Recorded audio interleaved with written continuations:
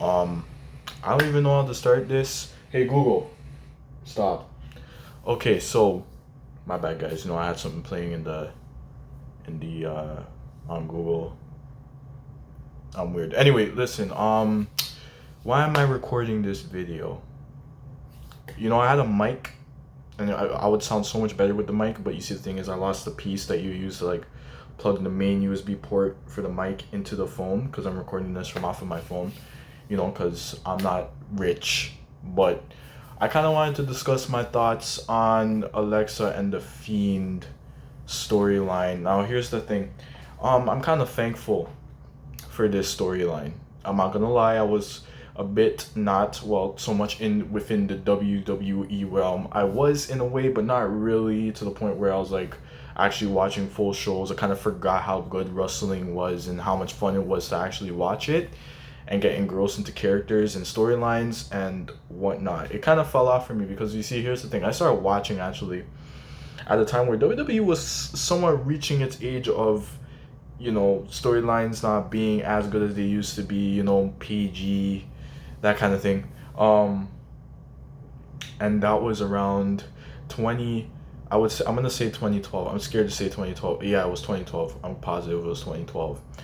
Um, and I watched WWE for a while, all the way up until after the Shield broke up, a little bit into the Dean Ambrose and Seth Rollins storyline when they had their feud after they broke up, and then that was it for me. I never really watched WWE ever again, like that. I'm not saying I was disconnected from it because I would watch like top tens and little news and bits here. I was around when Samoa Joe, Brock Lesnar, Braun Strowman, Roman Reigns were all fighting that rivalry. I was there. I was there when AJ Styles debuted at the Royal Rumble. I was there. I was there when Edge returned. Well, I don't even know if it makes sense for me to bring that up since that was just like not too long ago.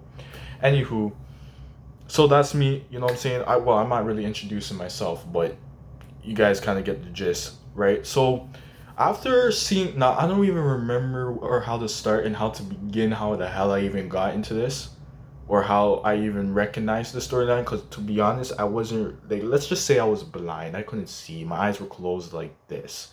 I couldn't see what was going on. I couldn't see what was happening. You know what I'm saying? I didn't even notice, right? I wasn't too deep into the Fiend's character or Bray Wyatt's character because I've never really been the biggest fan of dark characters and whatnot. I've never really been too much. You know what I'm saying? I guess let's just say I was your filthy casual who liked the John Cena's and the Randy Ortons of the WWE, right? I'm also a Miz guy too. I like Miz. Honestly, I like Miz. I feel like if Miz left, the WWE just feel weird. You know what I'm saying? As annoying as he can be, his character is. I'm not talking about the real person. I'm not talking about Mike.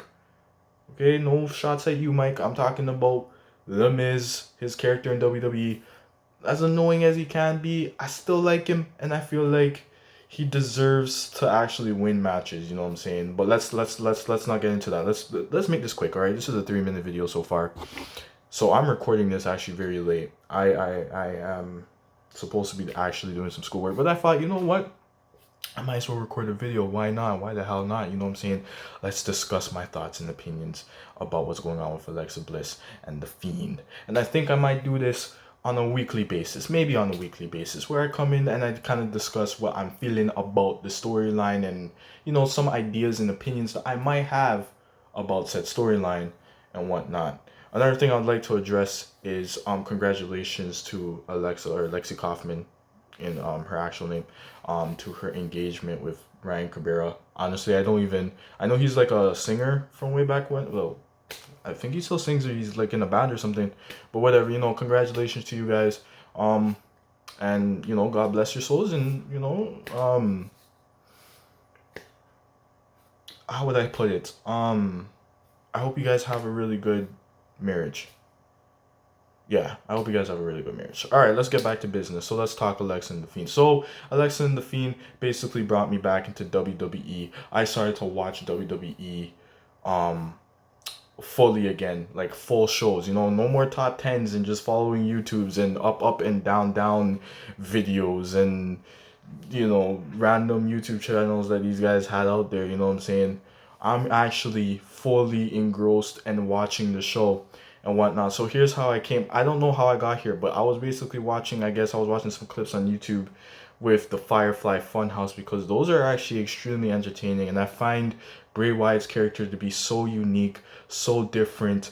I think that this is what WWE actually needs, right? So we have this thing where they said that, kayfabe, I believe that's how it said. Now, I didn't even know what the term kayfabe was until like just the other day when I searched that shit up on the internet, because I had no idea what it was.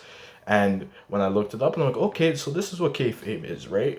That whole idea of trying to, form the aspect of wrestling to actually be real, and nobody knew it was fake. But internet came and basically took that apart, and now McMahon went out there and said kayfabe, yeah, he kind of abolished the whole idea of it. Here's the thing. I think when, we all know that WWE is not real. We all know that they're acting. So, I mean, why try to actually present it as real in terms of actually make it feel like an actual sport? We all know it. I don't think that's going to do any justice to WWE. I think they need wacky characters like what Bray has in terms of him and his split personality, the Fiend, or different entity, or whatever the hell that is, or whatever the hell it is that they're doing. We need storylines like that, crazy shit. You know what I'm saying? I need people to be popping up at other people's houses and tearing shit up. You remember when Triple H popped up at Randy Orton's crib and he was beating the dog shit out of Randy Orton, and I think he kicked his ass down the stairs and whatnot, and somebody got thrown through the window. We need stuff like that. We need bizarre storylines. We need crazy shit. This is what's gonna make WWE entertaining. So WWE creative, I'm out here basically sending out my resume saying that, listen, I have potential. I'm 21. I am in school, but you know what I'm saying? You guys can use me. I feel like I'm a smart person. That's kind of, but you know what I'm saying? I feel like you guys can use me. So this video might be a little long, but I'm pretty sure you guys are going to want to hear some of the stuff I got to discuss about Alexa Bray and the Fiend, blah, blah, blah, blah, blah. Right? So I started watching a lot of the Firefly Funhouses, and I'm like, this stuff is really entertaining. And I seen something about him and Alexa and whatever. And I go and I look. And, I think it was around the time where she was actually just starting to change. She was just starting to change. She smashed the cup that she had given Nikki as some kind of friendship thing. Now, here's the thing about Alexa. Now, I'm going to tell you guys this, and I'm going to be honest. I'm going to be straightforward, and no offense to all Alexa fans. Don't get me wrong here. I've never hated Alexa. I've never really disliked her. I've never really, Alexa's always been a cute person to me. You know what I'm saying? She's always been a person that I wouldn't mind seeing on my TV screen, and not for the reasons you guys may be thinking, but just because her mic skills, I will give her that. Her mic skills are pretty freaking good. You know what I'm saying? They're pretty good compared to other not divas, but other women in the women's division. Her mic skills are pretty good, and she's pretty entertaining to watch. I did not like her annoying character that she had from before in terms of like her being healed and whatnot, but they're supposed to be that way. But hey, I wasn't necessarily the biggest fan. But seeing her do this thing that she's doing with Bray is phenomenal. Now, you got people out there saying that this is cringe, but here's the thing, guys. It's supposed to be. The whole idea of the funhouse is supposed to make you cringe in your pants, for certain people. Certain people cringe. Some people just find that shit entertaining. I'm one of those people that find it entertaining. I don't see no cringe. I don't see nothing wrong with it. I don't see nothing wrong with the whole supernatural powers to be crazy, wacky storylines. I think, and I personally think, that WWE needs this. They need this. And what Alexa and Bray is doing is nothing but amazing. Nothing but amazing. Alexa has the opportunity of becoming the woman face of the company. Like she has that opportunity. She has the personality. She has the ethics. And I personally think that she can actually do something with the role in her character that she's working with right now. I actually have my computer open right now to my channel, but I think that she can do a lot with this character, and I'm excited to see where this is gonna go. Very excited, very, very, very excited. I've never been this excited in my life. I don't remember the last time I've been this intrigued for a storyline in my life. Let's not talk about John Cena Rock. I was just beginning. That was like my first WWE days. I would say I was relatively young. I don't care. I was 12 years, but whatever. I was 12 years old. You know what I'm saying? That was way back when. Let's not talk Rock and John Cena. Half of the time, I didn't even understand half of what they were talking about, because I feel like you would need to be someone who was a fan of The Rock way back when and a fan of John Cena and have a lot of history. So I'm not gonna talk about that. But like this Alexa and Fiend storyline is something that, I I've never been. I don't remember the last I've actually been this intrigued. And when I started watching it fully again, like a couple or a month ago, I'm like, bro, I forgot how good these shows can be sometimes, and how entertaining wrestling actually is, and how much fun it can actually be to watch. And I kind of got involved in watching these theory channels and a lot of these what do you call it, like WWE mix videos and whatnot, clearly of Alexa and the Fiend, because your boy's a fanboy. I probably should never use that in the same sentence, but you get what I'm saying. So I'm excited to see where the storyline is gonna go, and I am begging Mr. McMahon. Now, Mr. McMahon, I will give you your respects. Okay, you are rich and you have a lot of money and your company makes a lot of money, but I beg you, bro, do not put your fingers on the storyline. Just let Bray handle it. Bray also can become the face of this company. Like, he can basically move this company to the next level. You know what I'm saying? Because he's been carrying the company on his back, in my opinion, in terms of storyline. I've never met something so intriguing in my life. So, and I'm a big Bray fan these days now. So, I'm like, you can come to me and talk to me about the Fiend, and we can have I will give you a 5-paragraph essay as to why I think that Bray Wyatt can basically take over this whole damn company. A matter of fact, Vince McMahon, when you're ready to retire, you just give the company to Bray Wyatt. Let him book shows. Let him do that. Let him write the storylines. You know what? Just all you guys just quit. WWE creative quit.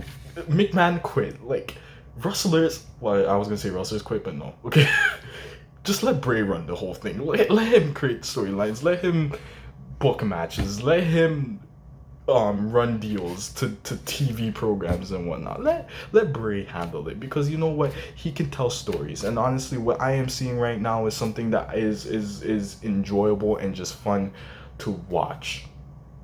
And I think, and again, I'm gonna say this is redundant, but WWE needs this, right? So there's a lot of possibilities for Bray and Alexa thing can go. I'm gonna go ahead and skip guns and jump the gun. So you guys got the gist, alright? Alexa and Bray, I've seen the storyline develop, whatnot, I'm in it.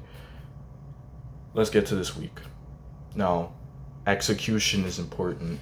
And there's been many theories, and I actually had a discussion with someone today about some of the things I thought about in the last episode of Raw, or the last show, whatever you want to refer it to. I'm gonna try not to dip over 20 minutes here, guys. I'm gonna try to get to at least 17. I lied. I may just dip over 20, but not anything like up in 30s or whatnot. But I personally think there's a lot of potential.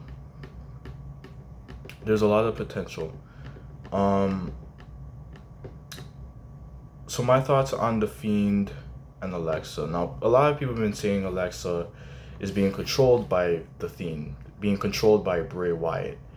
I personally believe that this is a two-way road. It is not a thing of control or brainwash. And The Fiend, let's just make it perfectly clear. When The Fiend was feuding with Braun Strowman, Alexa was merely just a tool. She was not a target.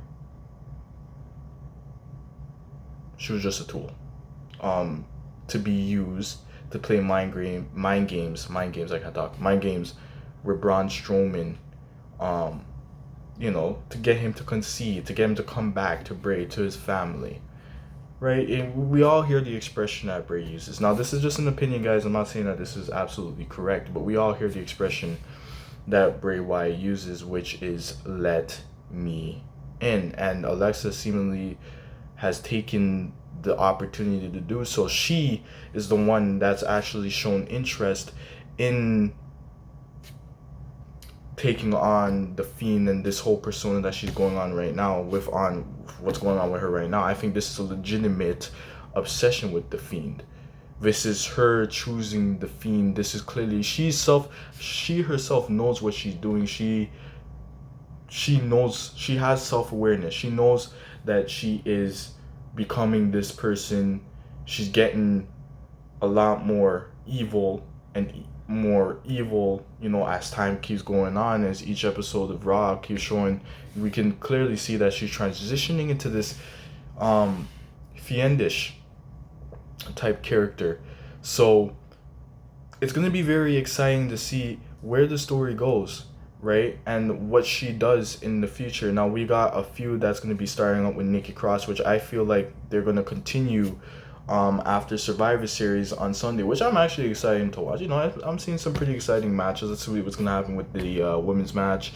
You got Drew versus Roman. I like Drew. He's cool. Roman, he's cool too. I like him too. Like, you know what I'm saying? Like, I feel like Roman as a heel is a lot better than Roman as a face. So, I mean, seeing that match is going to be pretty cool. But anyway, so they're probably going to most likely continue the storyline after Survivor Series. And after Survivor Series, it seems that TLC will be the next pay-per-view event. Correct me if I'm wrong. And if it is, then cool. We're probably going to get a TLC match, and that's when we'll get the full reveal of Alexa and, where they take her. I expect a lot of things for Alexa's character. Now, if they're not given to me, I won't be disappointed because, again, I'm not in the WWE to control any of that. They still do whatever the hell they want at the end of the day. I can only pray to God that they don't mess up nothing and that the storyline actually goes well and they do some stuff. They get creative. They actually get creative for once and do some pretty good stuff. But I mean, as long as Bray's handling the storyline, I'm pretty sure we're gonna get some good stuff in the coming months. But I expect to see a new moveset, new, attire from where she's in the ring. Kind of like this whole deranged type of way of wrestling that, you see with Bray. You know what I'm saying? I don't know if she's going to also have like those two split personalities, you know what I'm saying? Where you have that fun house version of Alexa that comes out to wrestle, and then you have that dark evil version of Alexa. I personally think that she shouldn't, like, I will go more face paint than I would say mask, because her expressions is what I think sells her character. It's the fact that she just switches so easily. Like, if we look at what happened in the previous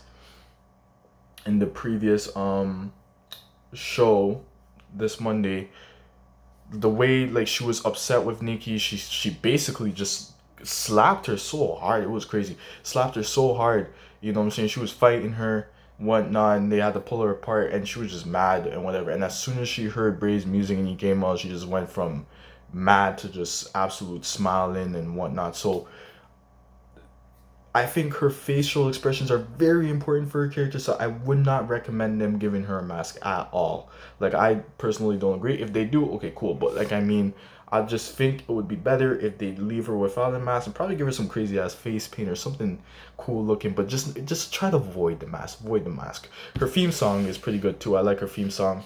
I was never a fan of the theme song from before, but now that I'm hearing this remix version, I'm like, this remix version is pretty tough. It is pretty tough. Let's be honest. It is pretty tough.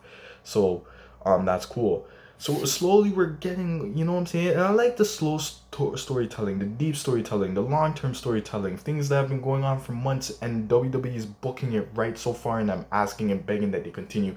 None of what I've really predicted has gone in the way that I predicted it. Now, I did predict something with Randy. I honestly think they should probably continue that storyline.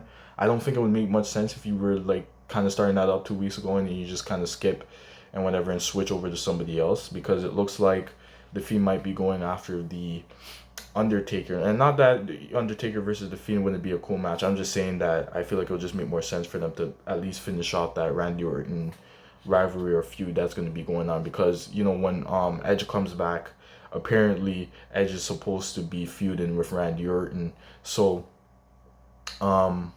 you know what I'm saying? What time are you guys you're gonna wait until after WrestleMania to do that? I would not recommend that, but you know what I'm saying? I just feel like there's a lot of exciting things to come for both characters, to come for Alexa's character, to come for Bray's character and the Fiend, and it adds so much more dynamic when you add Alexa with Bray.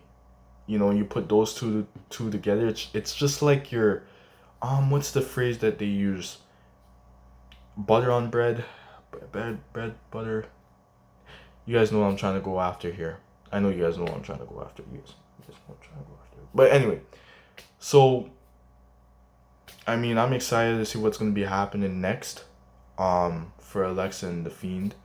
I do want to get into more deeper discussion, which I will do. I don't think I can do all of that tonight because I don't want to make. I want to make sure I'm not repeating certain things over and over again, and whatnot. But yeah, and I'll definitely be dropping more videos as the weeks go by. As content comes in, I'll drop more videos. Like last night, I was up late and I edited this one video. I didn't know if it was gonna come out good, but apparently it came out fine, I guess. I was up late though. I pushed to get that one out, but you guys share this, share the channel, like, comment, subscribe. Let's be excited together. Let's enjoy the Fiend and Alexa together. You know what I'm saying? Let's be fans. Let's have fun. And I'll see you guys.